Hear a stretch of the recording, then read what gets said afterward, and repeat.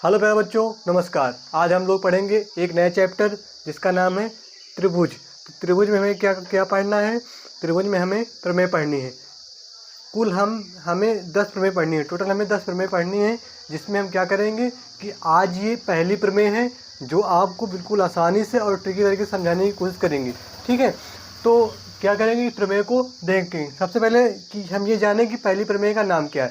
पहली प्रमेय का नाम थेल्स प्रमेय है। तो इस थेल्स प्रमेय हम आज पढ़ने वाले हैं, बिल्कुल आसान और इजी तरीके से। सभी लोग इस वीडियो को पूरा देखेंगे और अंत तक देखेंगे। अगर आप ये वीडियो को देख लेते हैं तो मेरी गारंटी है कि आपको थेल्स प्रमेय समझ में आ जाएगी। ठीक है, तो आओ समझते हैं थेल्स प्रमेय को। तो सबसे पहले क्या होगा कि थेल्स प्रमेय या आधारभूत समानुपातिकता की प्रमेय। ठीक है, आधारभूत समानुपातिकता की प्रमेय या थेल्स प्रमेय। ठीक है बच्चों, थेल्स प्रमेय। तो क्या होगा इसमें कि थेल्स प्रमेय की शर्त क्या है। सबसे पहले हम क्या देखेंगे, शर्त क्या है। यदि किसी त्रिभुज की एक भुजा एक भुजा के समांतर खींची गई रेखा, किसी त्रिभुज के समांतर खींची गई रेखा त्रिभुज की अन्य दो भुजाओं को जिन दो बिंदुओं पर काटती हैं, वे उन रेखाओं को समान अनुपात में विभाजित करते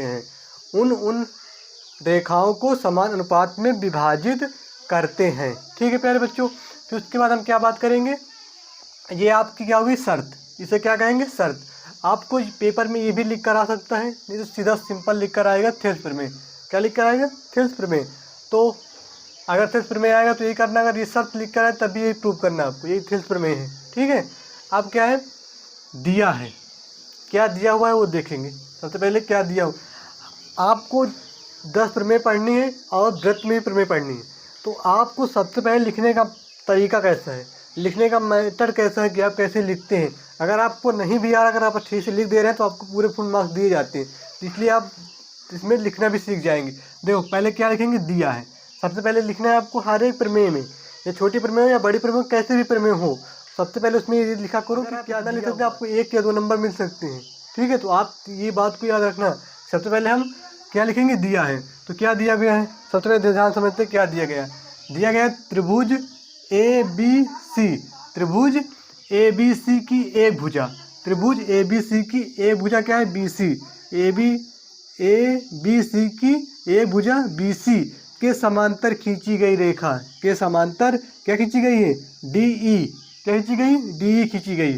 ठीक है, त्रिभुज की अन्य दो भुजाओं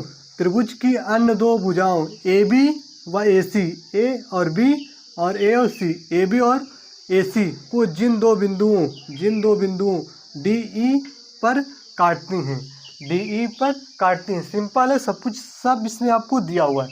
कहीं आपको दूसरा कंटेंट नहीं लिखना, नहीं कहीं ढूंढने जाना, आपको सब यही लिखा है। क्या लिखा है, त्रिभुज ABC की एक भुजा BC के समांतर खींची गई रेखा DE, त्रिभुज की अन्य दो भुजाएं AB व AC जिन दो बिंदुओं D व E पर काटते हैं। सिंपल सा, साधारण सा।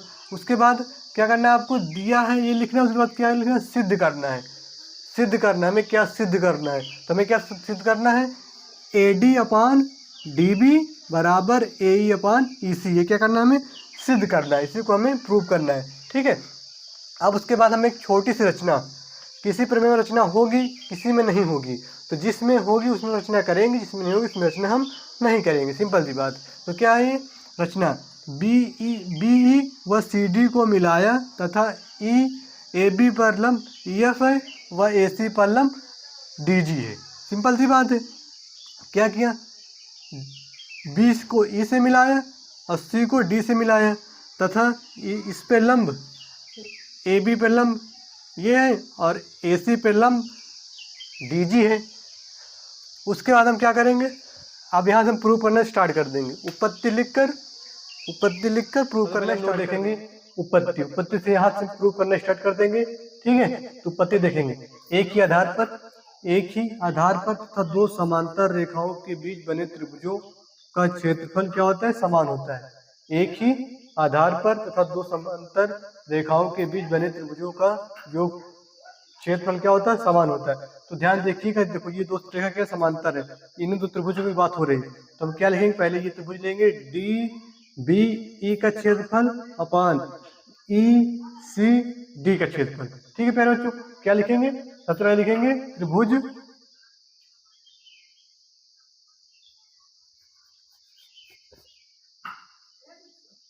त्रिभुज डी बी ई का क्षेत्रफल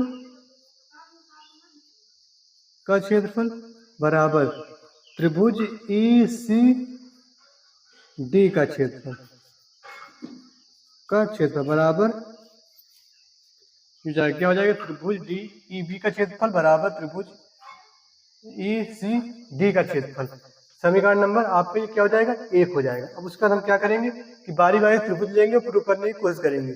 ठीक है, तो पहले क्या लेंगे, त्रिभुज ए डी ई का क्षेत्रफल, त्रिभुज ए डी ई का क्षेत्रफल। सबसे पहले लिखते हैं त्रिभुज ए डी ई का क्षेत्रफल। ठीक है, अपान में क्या लेंगे, अपान में एक दूसरा त्रिभुज भी लेना है। क्या लेना है, त्रिभुज डी बी ई का क्षेत्रफल, त्रिभुज डी बी ई का क्षेत्रफल बराबर त्रिभुज का क्षेत्रफल क्या होता है, त्रिभुज क्षेत्रफल होता है 1/2 आधार गुणे लंब।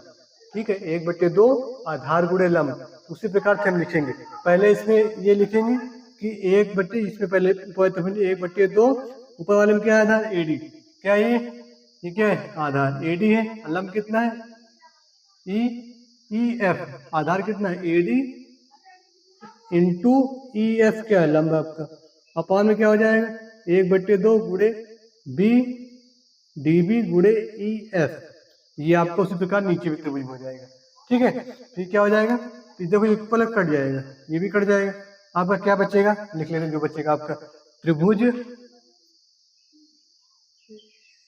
ए डी ई का क्षेत्रफल बटे त्रिभुज डी बी ई का क्षेत्रफल बराबर क्या हो जाएगा आपका, A D upon D B. ये आपका समीकरण नंबर 2 हो जाएगा, समीकरण नंबर 2 हो जाएगा। अब क्या करेंगे, तो समीकरण नंबर 2 दे देते हैं। क्या, इसी प्रकार सिद्ध कर सकते हैं, इसी प्रकार सिद्ध कर सकते हैं। कैसे कर सकते हैं, ध्यान देंगे फिर से, और त्रिभुज दूसरा लेंगे, त्रिभुज का क्षेत्रफल त्रिभुज डी अपान डी बी में देना, इसको एक्स वैल्यू रख देंगे। क्या हो जाएगा, दिया जाए बट्टे बी हो जाएगा ए डी अपान क्या हो जाएगा,